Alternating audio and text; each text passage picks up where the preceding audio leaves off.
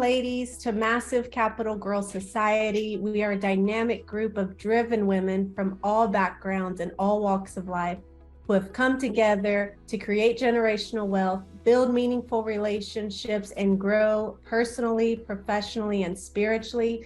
Who is with us this evening? Woo, yeah, let's go. Yeah. Well, hello, everyone. I am here to introduce Melissa Forbers. She started her career as an emergency room trauma nurse with a passion for working with people and solving problems. After making the leap into real estate, she immediately excelled with her ability to lead and provide guidance to others while utilizing her stability in the midst of endless moving parts. As a VP of Investor Relations, she has more than doubled the company's total capital raised to over $100 million and has assisted in quadrupling the assets under management to over $400 million. I had to say that super slow.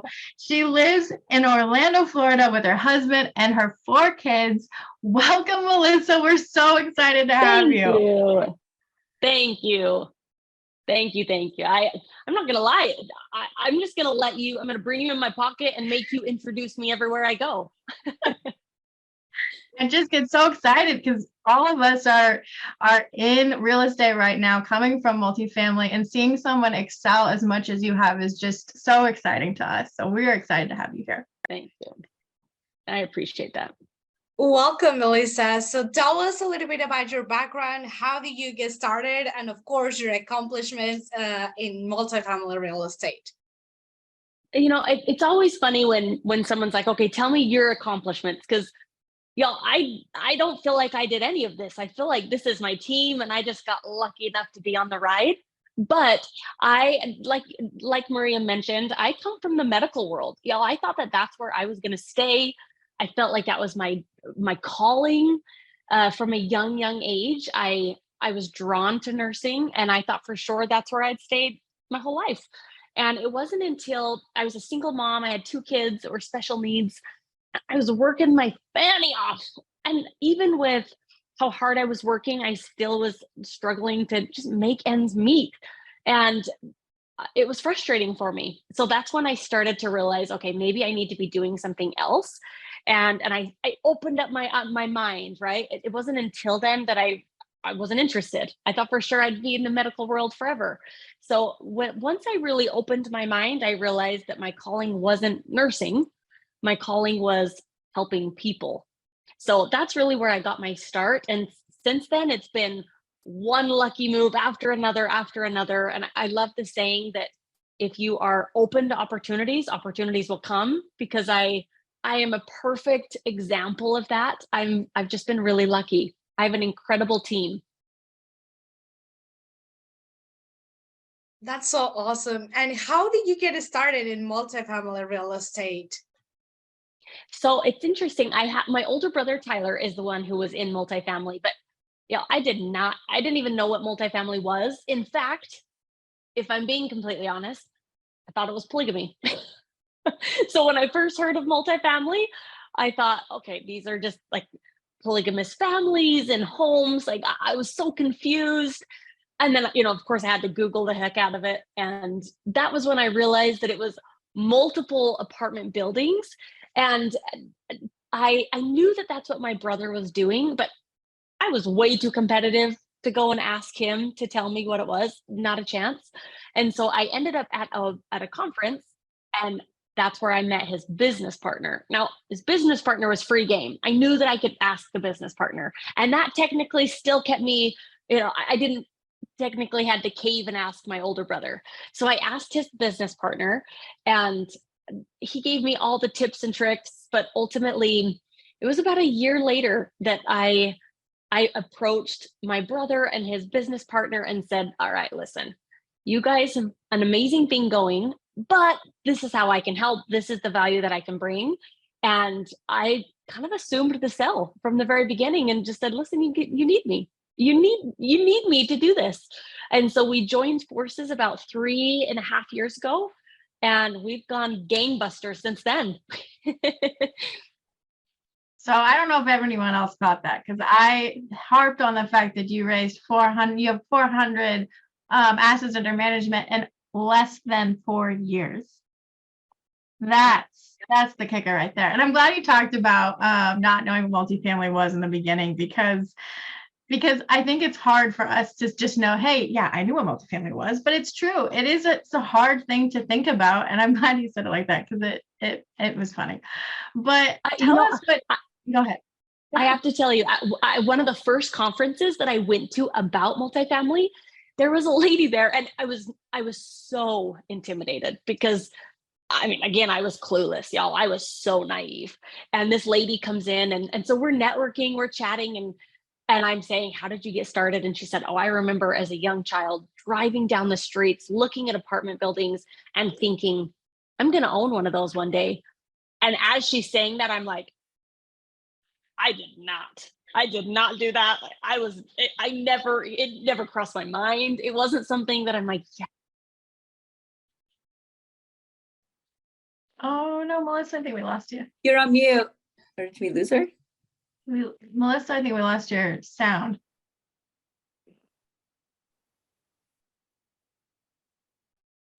No, we lost you.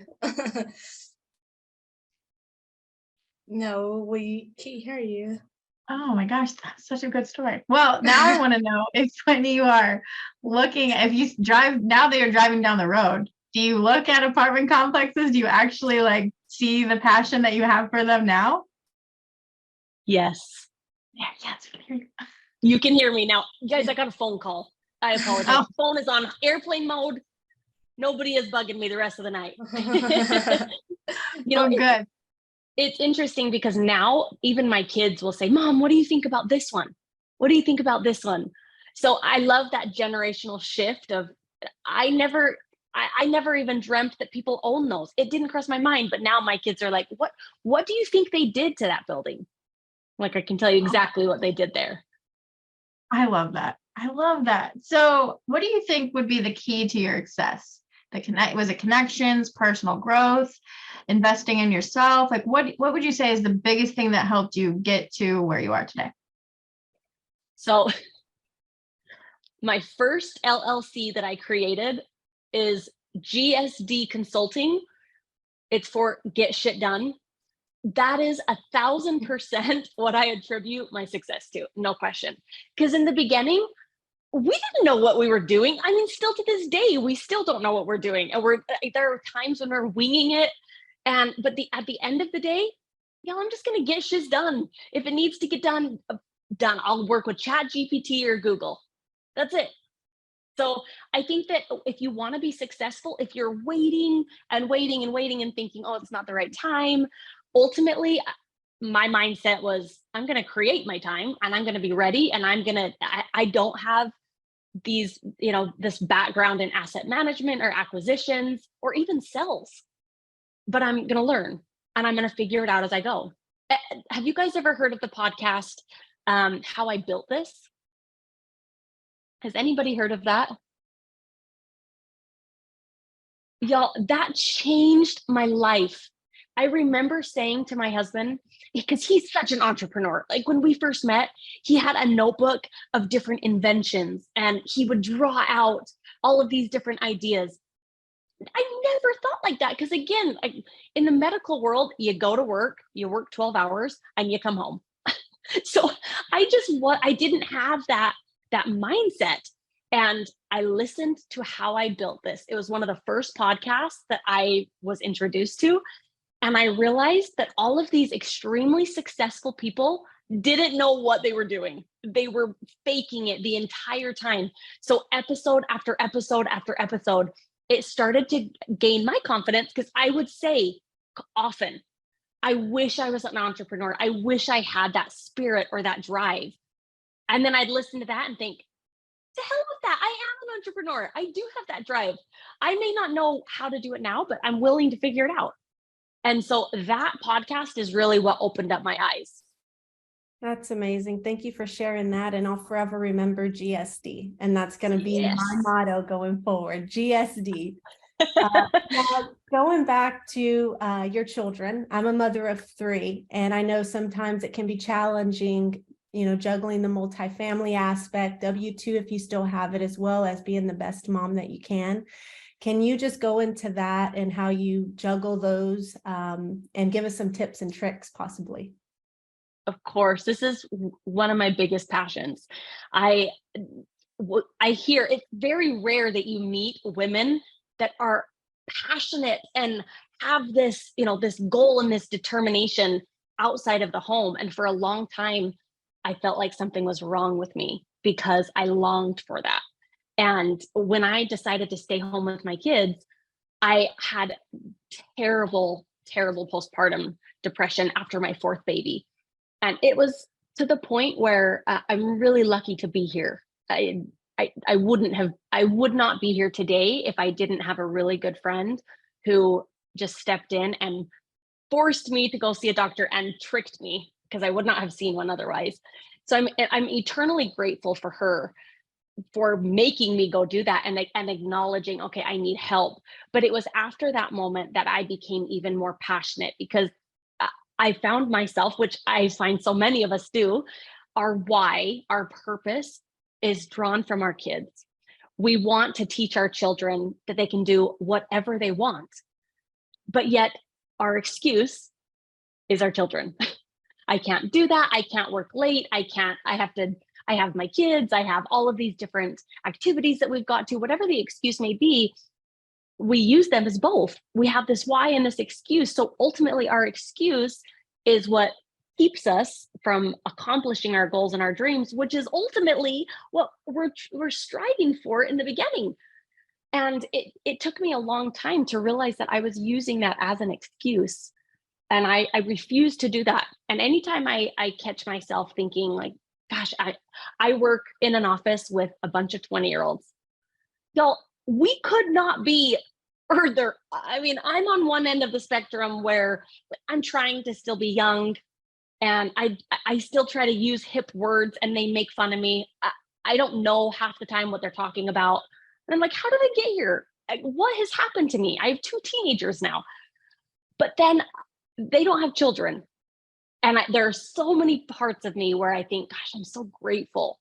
I'm so grateful that I'm in this stage of life now and not in my 20s, because in my 20s, I think I would have blown it. So right now, my biggest reminder for balance is grace. I need grace in the office. I need grace in my marriage, as a mom.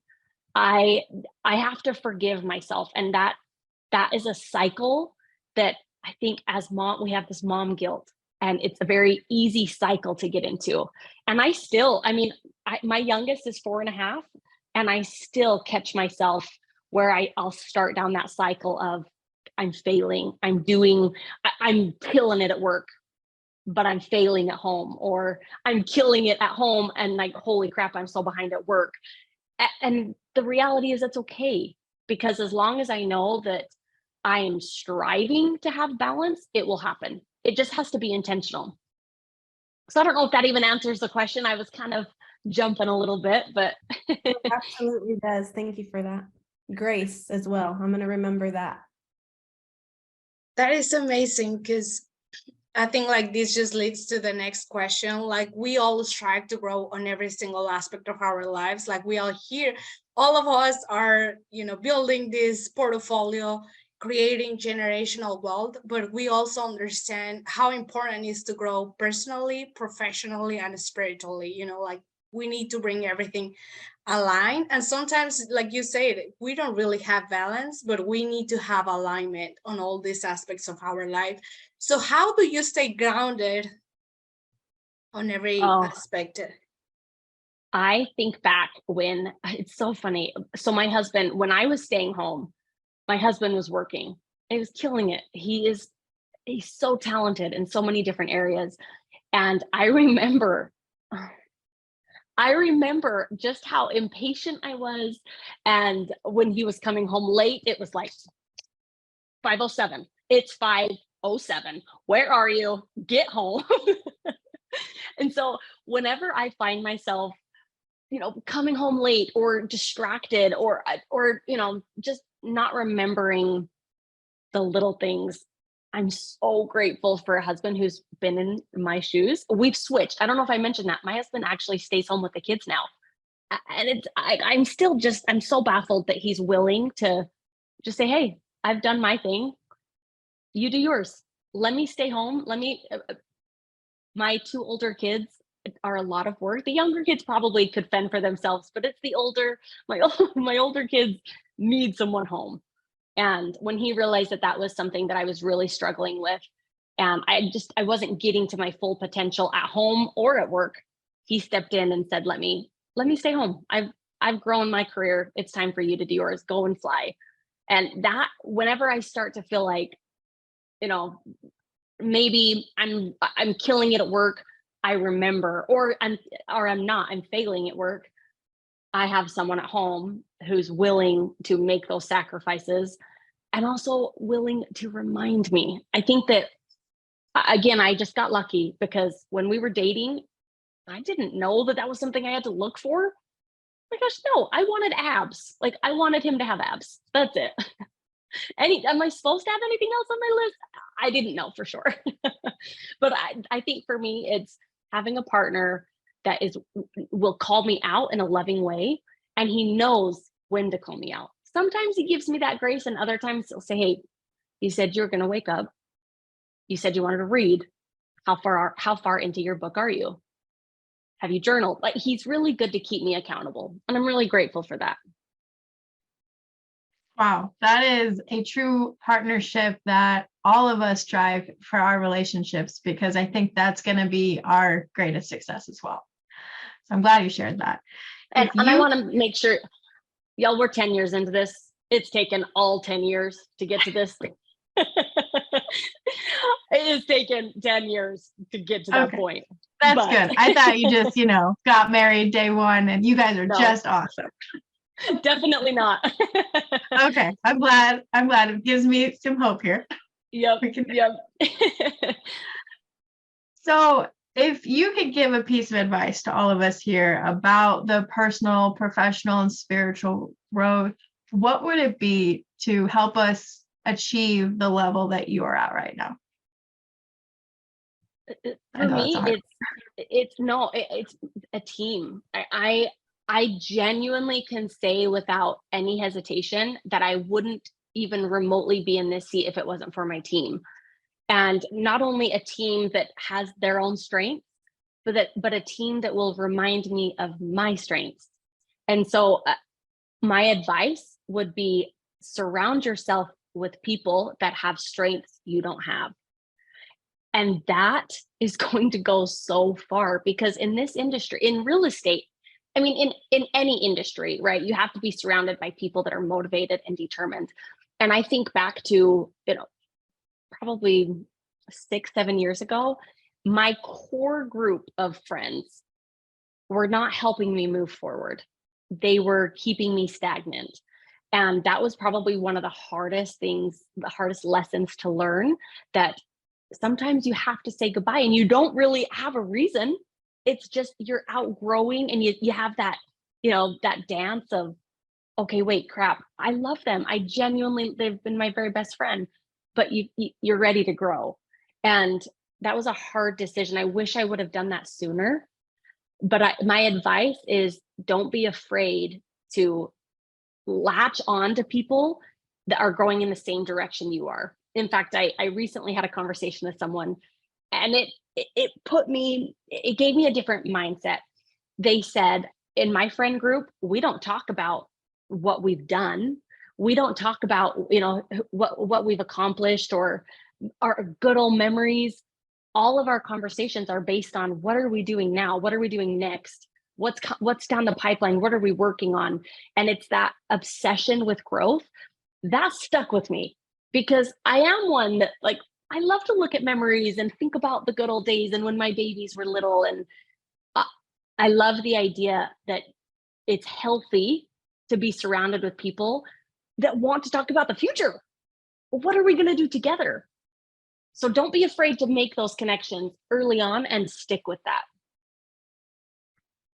That's wonderful. I always believe, when you end one chapter, you go into a new chapter. And I would say this is a new chapter in my life. And I'm just grateful that we do have Massive Capital Girls Society, which is our purpose, to build a community so that way we can head forward and propel into the Massive Capital multifamily journey. On that note, so we Massive Capital Girls, we invest heavily in multifamily, and we know you're in multifamily. In terms of investments for the ladies that are new to multifamily or want to know more, what is a tip that you would give them in terms of becoming an investor in multifamily? So an investor specifically on the passive side? Well, yeah, we can start there. I mean, I know it's a whole bunch, whether that's on the passive side or the active, but let's start on the passive side. So for me, the passive man, that's where I have learned so much. That's where my passion comes from. And I think it's because I've had so many conversations with investors who have been, I don't know if swindled is the right word, but they've just been sold.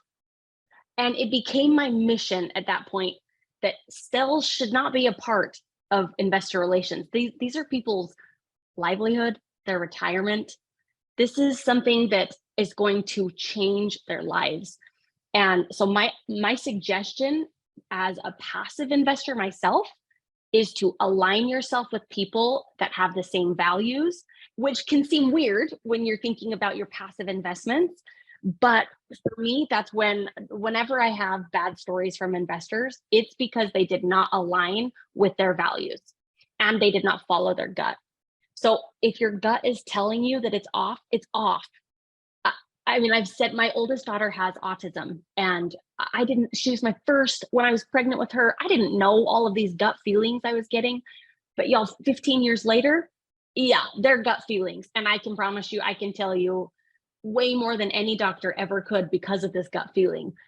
As women, we have this divine instinct to be intertwined with our gut. It's the same thing as a passive investor. If the gut is off, there's usually a reason why, whether that's your risk assessment is off, the values, the strategy, whatever it is, look into that. Don't think that everybody has your best interest. Understand what to look for. Work smarter, not harder. Know what to look for in a PPM so that when they throw all these projections at you, you know what to look for in the documents. You're not going to get swindled. I think I'm 97 for saying the word swindled, but it just feels right. I think it's a good word to use. So I like it. Yeah. I like it. Now can I give some advice on the active side? Yes, that's what I was just about to ask you. Oh, love that. Because I can see a lot of people on here that I know are on the active side. My advice, stay in your lane. This is the beauty of this industry. We all come from backgrounds where you have to know everything. Multifamily, this is what's so awesome about this is it's a team sport. So if you wanted me to underwrite a deal, I would tell you, you were out of your mind. I am not a good underwriter. Can I do it? Absolutely, I can do anything. Can I do it efficiently? No, definitely not. But stay in your lane, find your strengths. And it's okay to say, okay, what are the things that I'm not so great at? And I'm going to surround myself with people. And it's okay to know exactly what your weaknesses are. That's not a bad thing. It's just as important to know what you suck at, because then that's the only way that we can be efficient. So as you're getting started in this journey, don't be afraid to say, you know what? I'm an introvert. I don't want to talk to investors. I'm going to stick with asset management, or whatever your strength is. Know that you don't have to know everything. My team has been doing this for a really long time. We still don't know everything. Perfect. So on that, you've raised over 100 million. What can you share with us on how you did that and how we can do that too? So again, the biggest strength is I definitely did not have all of those conversations. That is such a team effort. But I am extremely passionate with my team understanding unexpected value.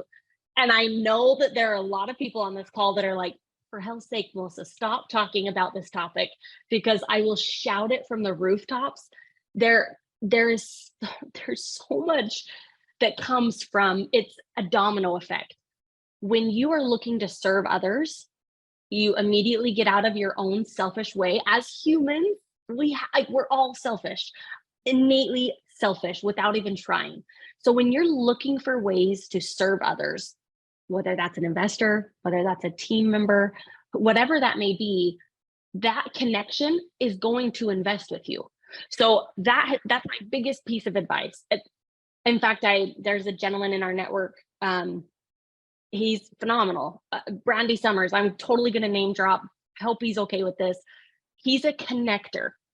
When you are a connector, you are focused on taking care of people. Now, what that means is you could be finishing a raise, working your butt off, have X amount of dollars left, but you meet an investor whose goals and needs do not align with what you are offering. That's an incredibly difficult decision to make in the moment of son of a gun. Do I put this investor in this property because I need to close on my property, or do I connect them with someone else who can actually follow through on what they're looking for? If you focus on truly serving and taking care of other people, they will always come back, always. And again, that decision is not difficult because you've already made it ahead of time. So if you want to raise funds, know that I don't believe that it's sales. I feel like it's taking care of people. It's customer service.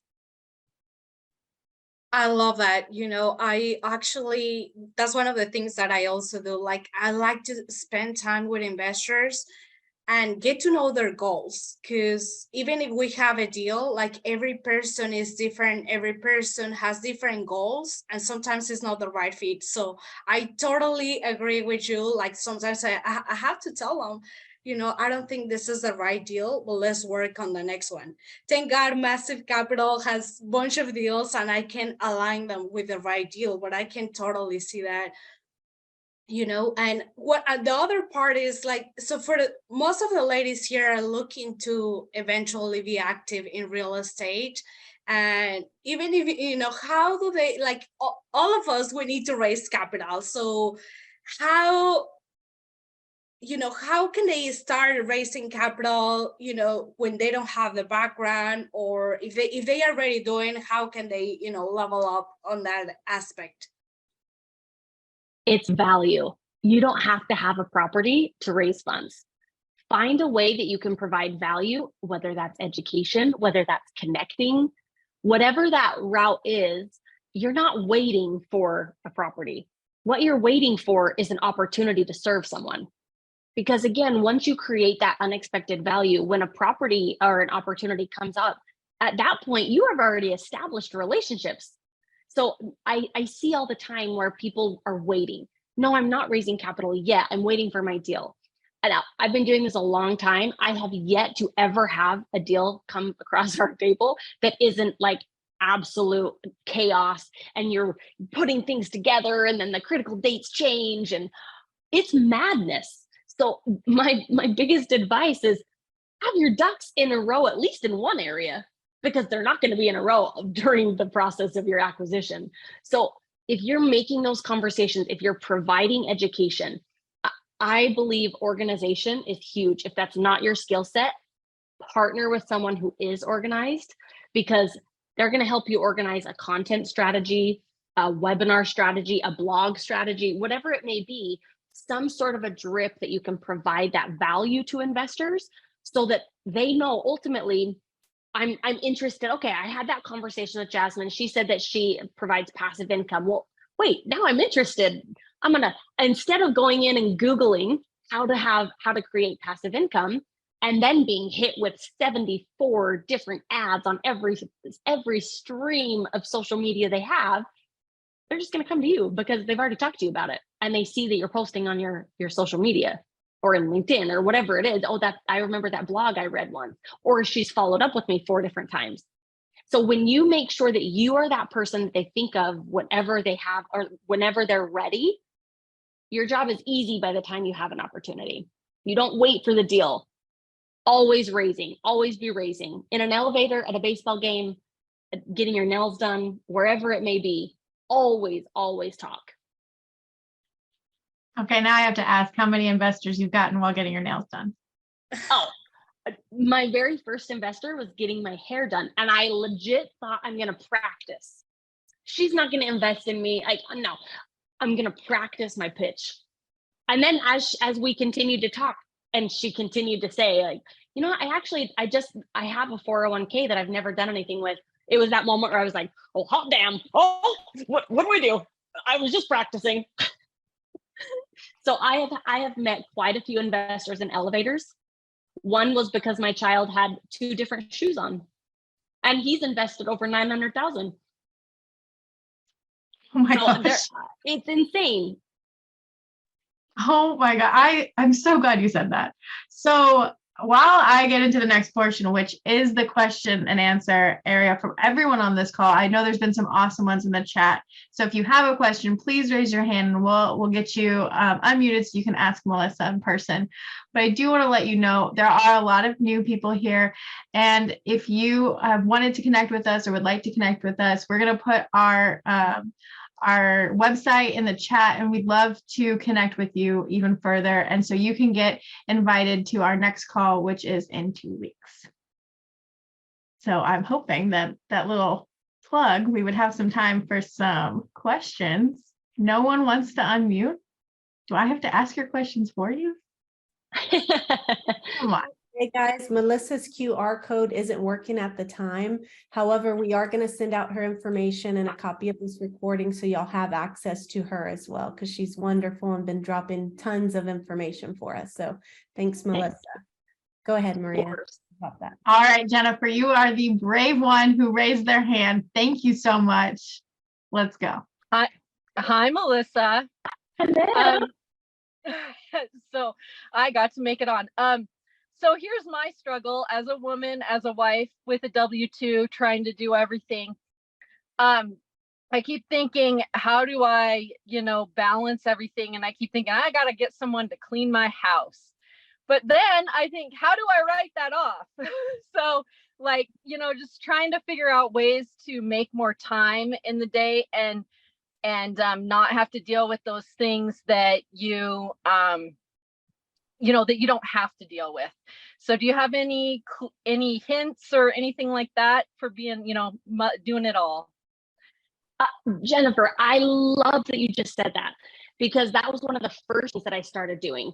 I felt like I either would have to choose between spending time with my kids or cleaning the house, because I couldn't waver on, growing my business.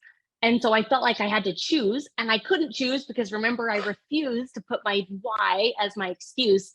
So I hired a housekeeper, and I got so, my family was like, oh, what are you doing? And my biggest, that was the best gift I ever gave to myself. And it's because when we're spending our time, our energy into things that are not helping grow our business, we're taking away from the potential of what we could potentially be.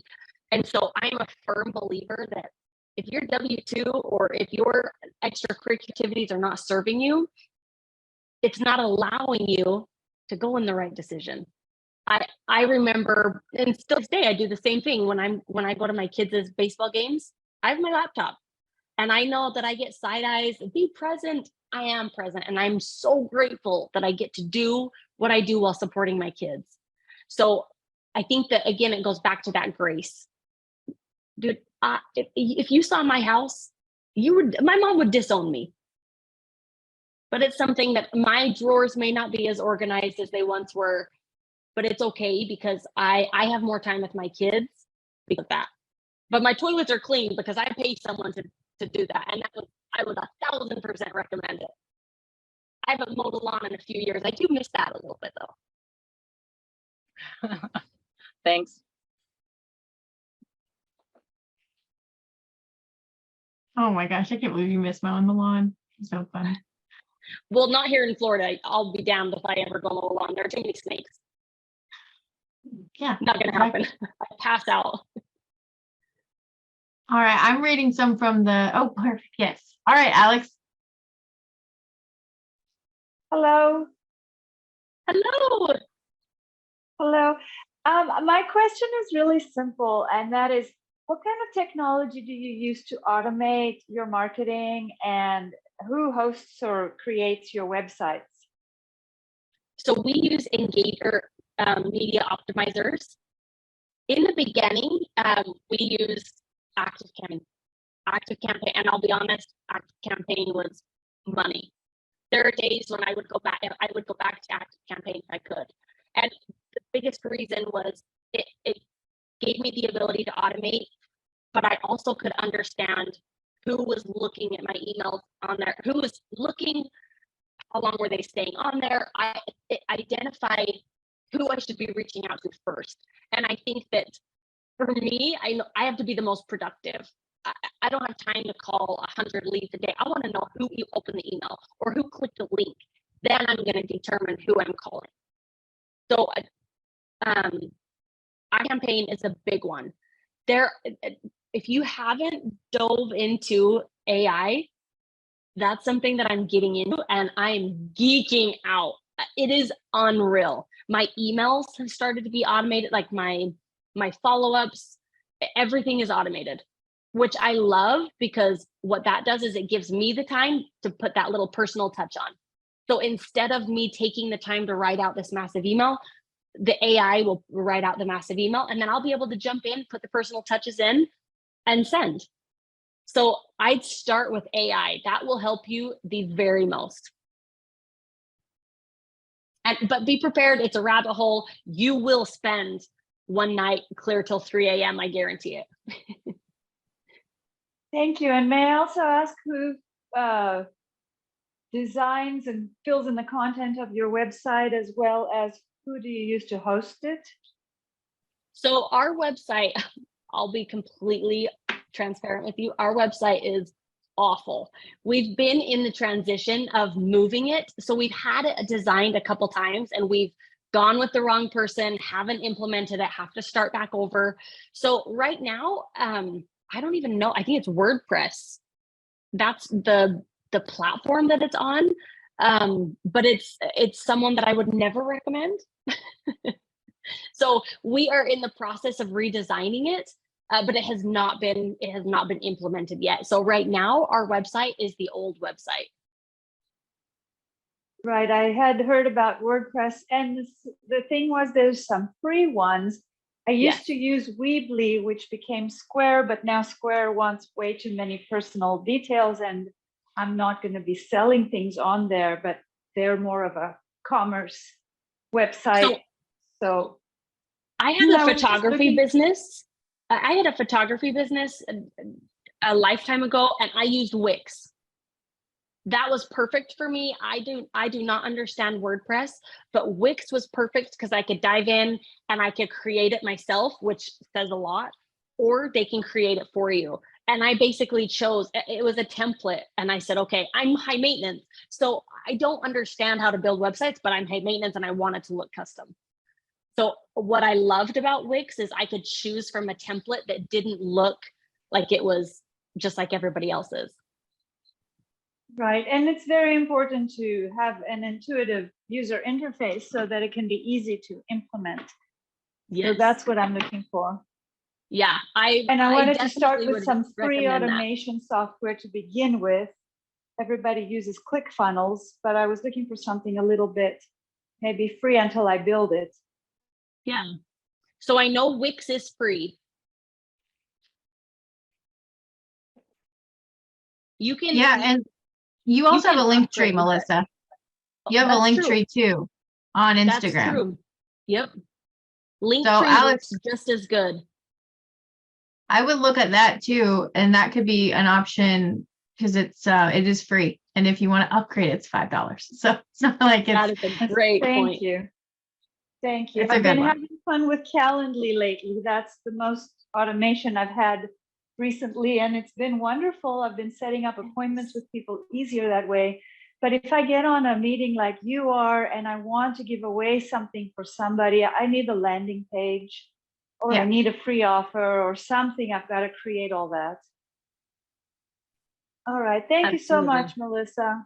You're welcome. Thanks, Alex. All right, I think I'm gonna butcher this one. Is it Yoshira? You could just call me Yoshi. I know it's kind of hard. Okay, good. Yoshi.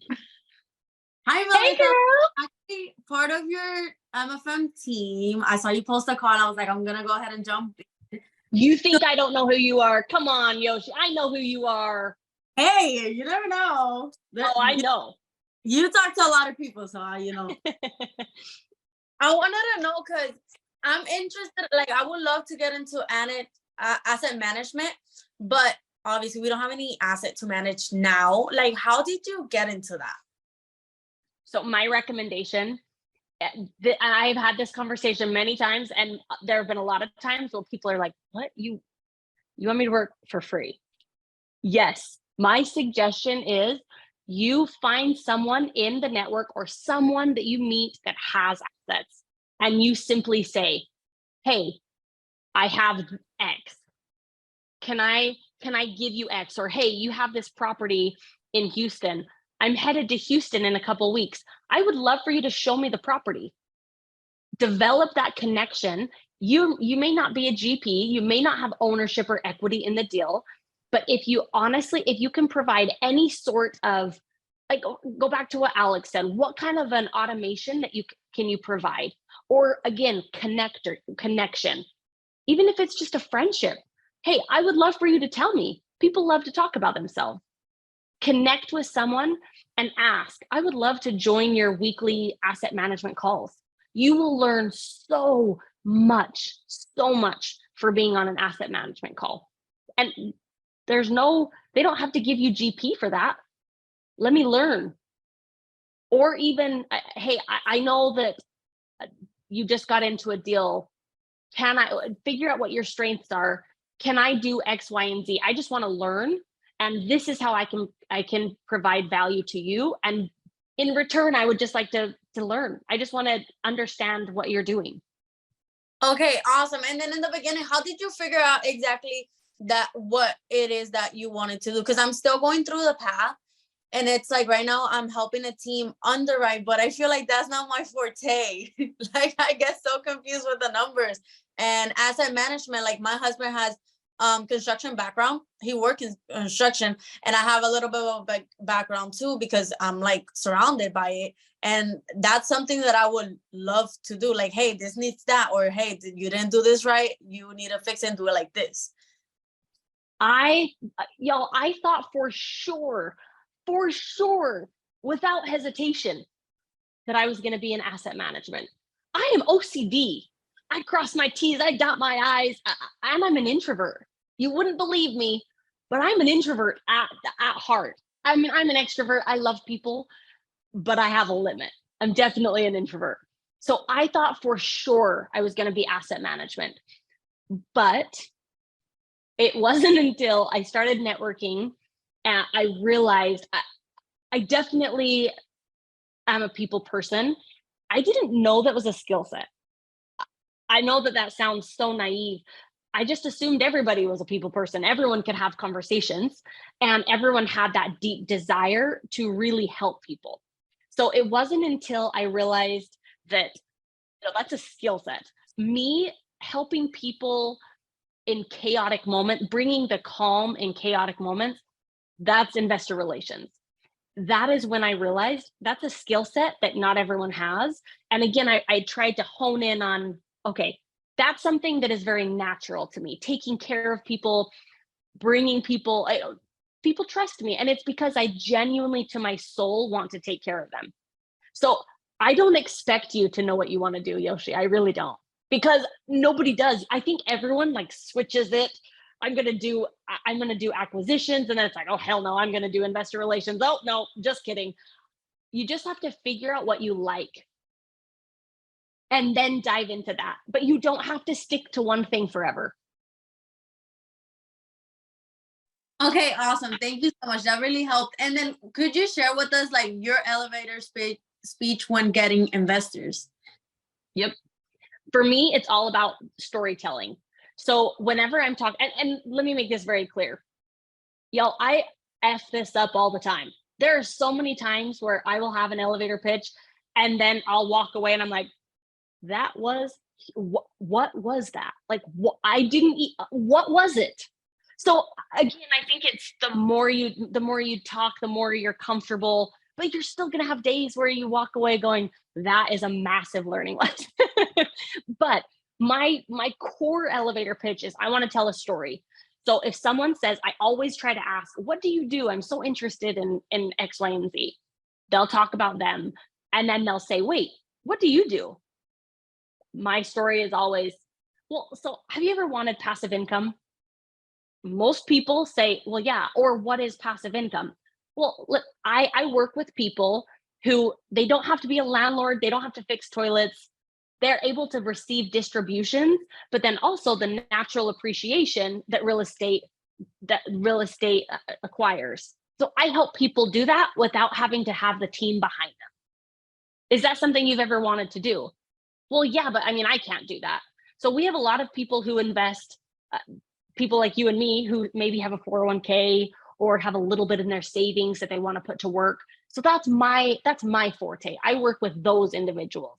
Yes, I have high net worth investors, but the bulk of my core investors, people like you and me, they just want to put their capital to work. They want to make money while they sleep, and I provide that. I help them achieve money while they sleep. Awesome. Of course, and obviously depending on the conversation, it changes a lot, but ultimately I want them to think, oh, I have a 401k, or, oh, wait, I've always wanted passive income, but I don't want to be a landlord. So that's what I want to invoke with my questions that I ask. Awesome. Thank you so much.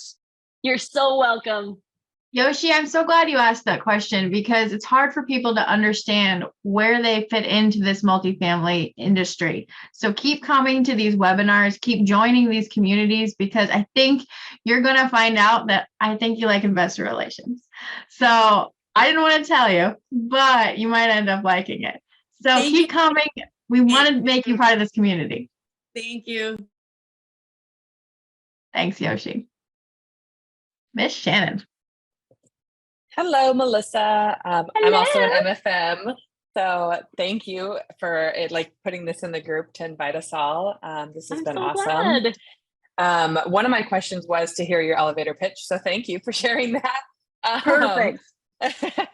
And the other one was, I was watching something in the Path the other day about Tasha talking about the portal that you guys have for investors. But I think when I talked to somebody at Peak, they said that you're no longer going to be using, I think it was called Invest Next. Yes. That you're transitioning. Have you guys picked who you're transitioning to that you would recommend? Yes. So I love Invest Next. The only reason why we're switching is because with a fund, we need a little bit more in-depth reporting. So we switched to Syndication Pro. And I've loved it so far. I'm not going to lie. But I will tell you, I hate Juniper Square with a passion, with a passion.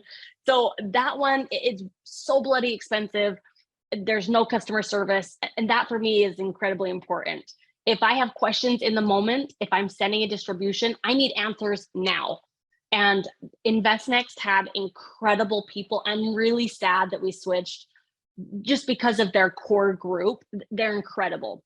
But Syndication Pro does it. So far, it's been awesome. What I love about InvestNext is it gives students or anyone the ability to have a portal while they're starting, because it's based off of the assets that you manage. So your monthly payment is so minimal compared to like Syndication Pro.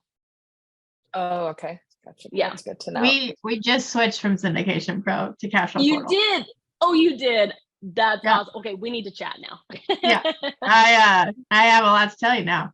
That's awesome. But I do agree with what you're saying, is having a company that's going to be able to answer your questions. InvestNext is a good place to get started. Cash Flow Portal, a good place to get started. But also, it's whatever one you're going to use. If you're going to not use the program, if you're not going to use whatever portal, then don't pay for it. It's whatever you're going to do and what you're going to utilize. It's just like a CRM. Whatever you're going to use is the one for you. Gotcha. All right. Thank you guys. I appreciate it. So good to see you, Shannon. Thanks, Shannon. Christina. Hi, thank you, Melissa. Hello. This has been so much great information as always. I feel like every time I hear Melissa speak, even when it's just her normal bubbly self on her Instagram, it's always so uplifting. So I Thank appreciate you. that. And I also want to, she's crazy. I love it. You know what? I'm like so over the top. So I'm always like, you see, there's other people that are just putting it all out there because that is the best. We're extra. Yep. Yeah. Okay. I feel like as I'm doing investor, I should say we, because my husband and I are working together. First, I want to say thank you. This weekend, he sent you a quick message and you responded to Justin in like no time at all. So thankful for your like attention to detail. Thank you. My quick question is, we are really excited. We're just got our first raise that we're starting, and I would love any nuggets because I feel like, for lack of a better word, it's kind of like shit or get off the pot moment for us. So I'm going back and forth with a lot of imposter syndrome and trying to like own my strengths, but I would love any words of wisdom. So what helped me, and still honestly to this day, because I still have imposter syndrome, I genuinely think that it's like the devil, and it's constantly like, you suck. What are you doing? Even as Maria's like giving me my introduction, I'm like, what? Who? Me? Okay, that's creepy. So I genuinely think that every person on the planet deals with that. But what I always go back to at the end of the day, I know without any hesitation that my goal is to take care of people. That is what I'm doing. So when I'm having to pitch to people and I start to feel like, they're going to think I'm trying to sell them, or they're going to think I'm obnoxious by trying to reach out again. It's what I always go back to is I'm providing an opportunity that people need. There's still so many people that are clueless about the ability to invest in multifamily. The normal is invest in your 401k, lose your short in your 401k, and lose your money to inflation. But that's just the way of the world. So it is literally our job to tell people what they're missing out on. And when you start getting investors that will send you letters or text messages or Facebook messages saying, you've changed my life by having this investment. I have a really good friend of mine now who wanted to do active real estate, and she, like, that was her goal. And then she decided, why would I do active? You guys make me money. Why would I ever work when you guys make it so I don't have to? And I get a thank you letter from her at least once a quarter. So keep that in your mind, that it's not right for everyone, but there will be people that will be unequivocally so grateful that you were wanting to share this opportunity, because people are looking to place capital. They don't know what the words are or what they're looking for, but they're looking to not pay taxes. And that's exactly the opportunity that you have. Awesome. Thank you so much. I really appreciate the feedback. Of course. I was say to the woman who was talking about getting her house cleaned by somebody else, that I was given the vision of that we all have a lot of balls in the air, and we have to remember that some are glass and some are plastic, and for us to be okay with letting the plastic ones to drop. So if that's the cleaning your house or organizing your drawers or whatever it is, like, it's okay to let some balls drop. They're plastic and it's not that big of a deal. I have goosebumps. That was amazing. I love that. Well, thank you. I get your feedback. Anytime. Thanks, if I can Christina. help at all, let me know. Much appreciated. Thank you, and good luck with your first raise. We are so excited for you. We just met, but we want to help you as much as we can by having you in this community. So we're so excited for you. Thanks, Maria. All right, McGenna, you're gonna be our last question of the night. We're so excited. Ladies, Can't wait to hear it. ladies and ladies, I think. It's not ladies and gentlemen. Right. I don't know if we have any men here, but kick them out. I don't have a question. I just wanted to say how proud I am of all the women from Massive Capital for being a work in process and so proud about it.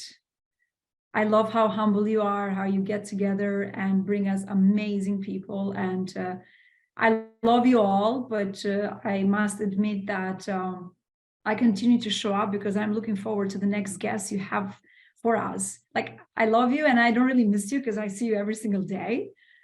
But I just wanted to say how much I appreciate the communities that you are creating, because I would have had no way of meeting Melissa, and she's speaking my language as far as not knowing it all, being part of a team. And she says she's an introvert, but I doubt it.